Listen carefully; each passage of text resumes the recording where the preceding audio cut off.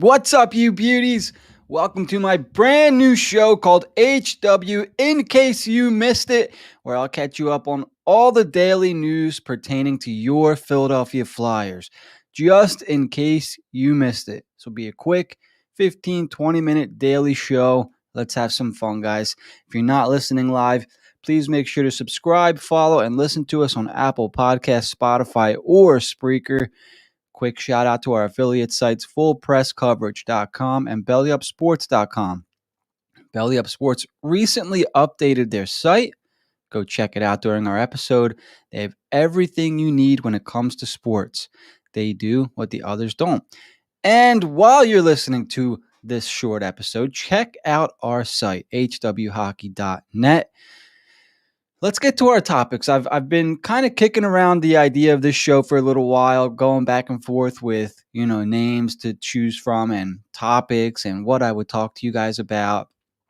And hopefully you guys can talk to me in the chat here. But, what I'm going to do is kind of just catch everybody up just in case they were off Twitter for the day or, you weren't watching your local hockey channel or your local sports channel the day before. And I'll catch you up briefly on everything you missed. So, fortunately, we have a couple topics to get to because it was the weekend. This will be a weekly show. So, whatever happens from Friday to Sunday, we're going to talk about today, Monday. The big news is I haven't seen anything positive about it, honestly, just judging by Twitter here, is Ian LaPerriere was announced as the Phantoms' next head coach, and a lot of people are angry about this, or not really happy with Lappy being named the coach of the Phantoms. And I get it. I understand. They want something different, right? And I can understand it. Because who doesn't want something different with this organization? Ty, thank you. Yep, exactly. First topic to get to, man. Who doesn't want something different with this team? They want a new name, somebody new, somebody young, somebody exciting, somebody maybe innovative. I get it 100%. I'm a Lappy guy, and I loved Ian LaPerriere as a player. He was one of my favorite players outside the Flyers when he didn't play for them. So when the Flyers did go get him, I was happy about it. I'm not going to say I was excited, but I was happy because he's a heart and soul guy, leaves it all out on the ice. And I know whenever we hear LaPerriere nowadays, either we think about him getting smashed in the face with a puck, and it's not just him getting smashed in the face with a puck. He went down to block those shots, right? Put his body on the line to, win a game, block a goal, block a shot, one less save his goalie had to make. Or nowadays you might think of a crappy penalty kill. But the reason I like this is because he's a good guy, right? And you need good guys in your organization. I was reading an article earlier here from our friends over at NBC Sports Philly. Jordan Hall and Taryn Hatcher put out a little video here. So LaPerriere apparently has a very good relationship with management, and he's also a very good players coach. He's able to communicate, basically, which you need from a coach. And I'm not saying he's going to be the best AHL coach, but a guy in his position needs to be able to communicate with the guys up top, and he needs to be able to communicate with the guys he's coaching, the younger players. And you don't talk to these guys the same way, obviously, right? You kind of, especially with today's players, you have to be able to figure them out, to speak their language, because they're going to shut you out if not. And at the same token, you got to be able to turn around and talk to the suits, the guys above you, how they talk, if that makes sense to you guys. We got a couple comments here, buddy. My buddy Jack, co-host of our flagship show. Let's see what Jack has to say here. Love Lappy, but as a coach, led the statistically worst Flyers NHL PK during his time under Hackstall era. Yeah, absolutely. I mean, I get it. I get it because I saw a lot of that on Twitter. I didn't go back and look at the players that played on the penalty kill, but I'm sure that they weren't great if they were players under Hextall. I know a lot of you know how I feel about that. Um, I like Lappy as a guy, and I think they need more good guys in the organization. Like I said, I'm not thrilled with Lappy as coach of the Phantoms, but I'm not upset like a lot of people I saw on Twitter were upset. I think they were more disappointed that they didn't go out and get somebody better. I think is where most of the disappointment comes from. Um, I like Lappy. If he can somehow instill the kind of energy and desire to win and improve uh, when he played, if he can instill that in some of these younger guys, I think it could be a sneaky move. He's been in the organization for a long time now. I like when they keep guys around. It seemed like they were grooming him for this position. Why else keep him for so long? They kept him through a couple different coaching changes here. Uh, he was around with Hackstall. He was around with Gordon for the year, and then now he's around with AV. The only guy that they didn't can when they brought in AV and the two new coaches. So I think you have to read into that, and it kind of says something. It looks like they were grooming him for this. Let me see here. I think I saw that he was in charge of pre-scouting. I think that's a real thing. I don't think it's a made-up position. It could be that they were just keeping him around for an opportunity like this. So real quick here, there's a quick quote in the article here from NBC Sports. I'm very excited for the next challenge in my career, and I would like to thank Chuck Fletcher, Brent Flair, and Barry Hanrahan, as well as Jim and Rob Brooks, Phantoms co-owners. Phantoms are a first-class organization in the AHL, and the fan base in Lehigh Valley is the very best at showing their support at every game. He looks forward to developing the players and the system, helping the Flyers reach their goals by continuing the success of the Phantoms and building towards a Calder Cup championship. I know a lot of people could be doubting Ian LaPerriere right now, but I like him. I like the guy. For the coach, we'll see. I think that's something that we do as fans a lot before we actually see anything. We don't know how Ian LaPerriere is going to do as an AHL head coach. We've never seen him coach in the AHL before.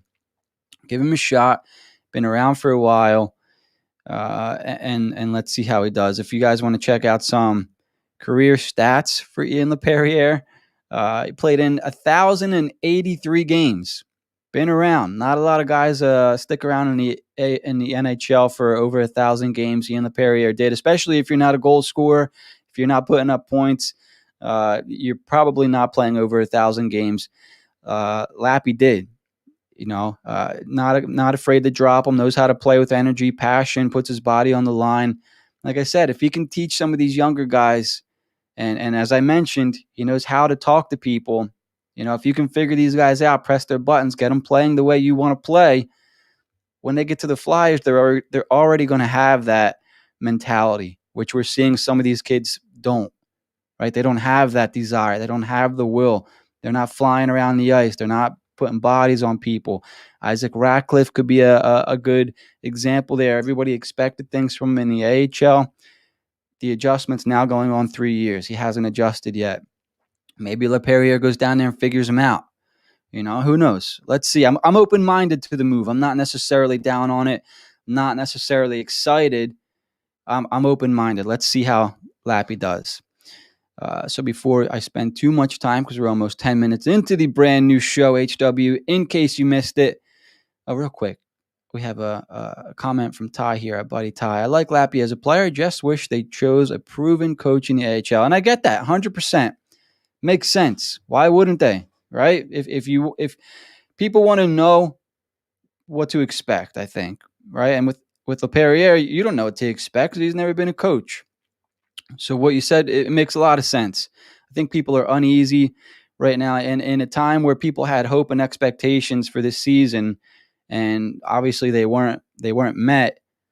People want to know what's coming, and I think with the move for Lappy, they don't know necessarily what's coming because he's unknown as a coach. So yeah, great comments there, guys. Good questions. Let's move on to our next topic here, and that is the entry-level contract signing of goaltender Sam Ersson. And this I found interesting because the first comment that I see on Twitter was, "Oh, this will be good because somebody can push Carter Hart now." And I get it. Carter Hart had a bad year last year, but he's the guy. Sam Ersson will never, ever replace Carter Hart as the starting goaltender on the Philadelphia Flyers. He may be a backup. Sam's 21 years old, turns 22 in October, had a couple great seasons over in Sweden. Let me see here. Last season, we're looking at 2021. He had a 2.96 goals against average, 910 save percentage. So his numbers slipped during the years since 2018, 2019. He played in a higher league with Brynäs, and yeah, his numbers slipped a little bit. So he's a big guy, 6'2", 176, drafted in the 5th round, 143 overall, 2018 NHL draft. Yeah, he'll be playing with the Phantoms next year, so he'll be hanging out with Ian LaPerriere a lot. I don't know. Cool. We've seen it with Felix Sandstrom, who coincidentally we're going to get to in a little bit here. Show me that you can play.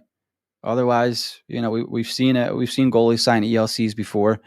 If you want to get it, yeah, sure, he could be backup Carter Hart one day. I hope not. I hope they trade him. Right? They have all these goalies here. We're looking at Sam Ersson. We're looking at Felix Sandstrom, Ivan Fedotov, Kirill Ustimenko. You can't have 5 starting goalies in the NHL, right? It's good to have a pipeline of guys, but you just keep drafting them. Just keep the pipeline going. You got to move one of these guys. Put them in a package. Go get a better player. Backup goalies don't excite me. Carter Hart's the guy. He's not going anywhere. I don't know. Cool. Not that I'm not excited for the kid, but Sam Ersson, yeah, there's not a starting spot for you in Philadelphia. Jack has a comment here. Signing could make Sandstrom available for trade if Fletcher really wants to make moves and use him as a sweetener.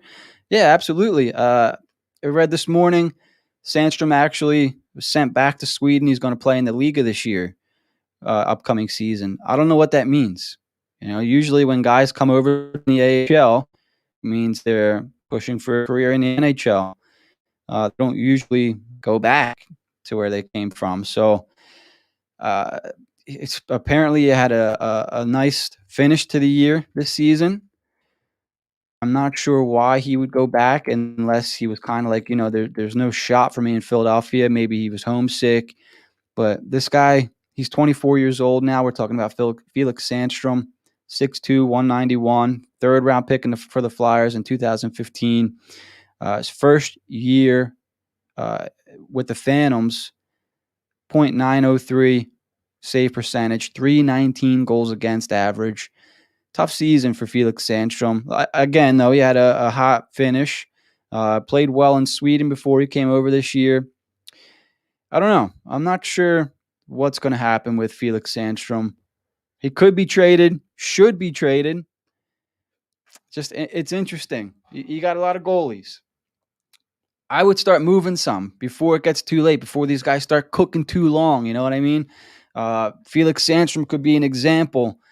Carter Hart is the guy. What are you going to do with these guys? Carter Hart is your goalie. A lot of people were going back and forth on Carter Hart this year.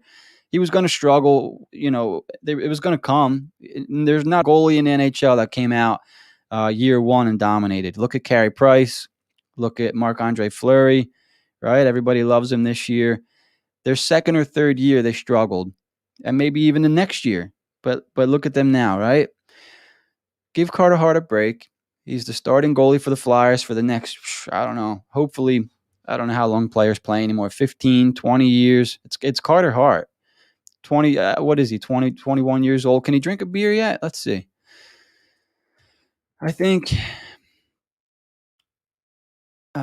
he's 22. So, yes, he can drink a beer. And he will be 23 in August. Carter Hart's the guy for the next 15 years. So, as cool as it is to see these guys sign their ELCs and, Felix Sandstrom go play in another league, which, like I mentioned, a little bit speculative there. If they're going to run with Ustimenko and Urson with the Phantoms, what happens with Sandstrom? Does he have a spot on this roster anymore? Has his opportunity dwindled? Has the door shut in Philadelphia for Felix Sandstrom? Possibly. Let's start moving these guys though. They got to stop losing players, right? They Roddy Ross and the other guy's name escapes me now, but they were just let go. They didn't have enough contracts to sign these guys. They have too many guys in this organization and need to create some space. Make some moves. Some 3, 4, 5 for 1, 5 for 2 trades. Let's go. So that's what I would do. It's cool. Congratulations, Sam Erson and Felix Sandstrom. That's going to be interesting. So we're a little bit over 15 minutes here, guys. If anybody has any comments, questions about the show, when they can find it, where they can expect it, comments about Ian LePerriere coaching the Phantoms, Sam Erson's entry-level contract, Felix Sandstrom going back to play in Liga. That's a big thing. He was, he came up with Carter Hart. He was supposed to potentially be the backup. He had starter quality in the NHL. He's not going to be playing in the AHL next year. Where is he going? What happened to Sandstrom? You guys I have questions about that, So, yeah, if there's no comments or questions, we'll get this first ever episode of HW, in case you missed it, wrapped up. And thanks Ty, thanks Jack for chiming in. Jack, I'll probably talk to you later tonight or tomorrow, and we'll wrap this up, guys. We'll be back tomorrow morning with more HW, in case you missed it. Thanks for hanging out.